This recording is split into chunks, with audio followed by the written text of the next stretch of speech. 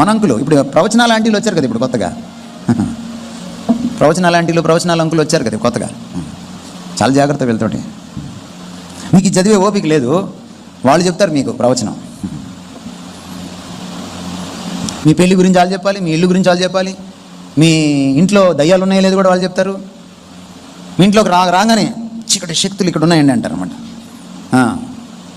చండీ యాగం చేయాలన్నట్టు. ఏం లేదు, దీనికోసమే. వాస్తు సిద్ధాంతికి వీళ్ళకి ఏం తేడా లేదు.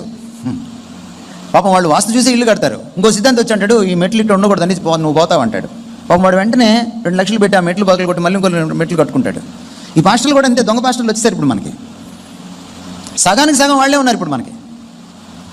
అందుకని ఏమంటానంటే, బాబు నువ్వు భక్తిగా ఉండాలనుకుంటున్నావా, సరి అయిన బోధ వినో, సరి అయిన బోధ వినో. జాగ్రత్త, క్రిస్టియన్ ఛానల్స్ తోటి, యూట్యూబ్ ఛానల్స్ తోటి జాగ్రత్త. 100 ప్రసంగాల్లో 10 బాగుంటాయి, ఆ 10 కూడా బాగుంటాయి లేదు నేను సరిగా చెప్పలేను. మీకు ఎలా తెలుస్తుంది? అపోస్తలుల కార్యాలు 17వ అధ్యాయంలోకి వెళ్ళాలి మీరు.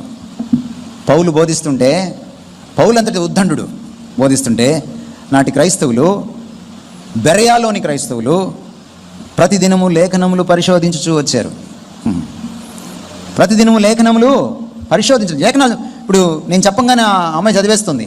చదవడం కాదు, పరిశోధన చేశారు లేఖనాలని.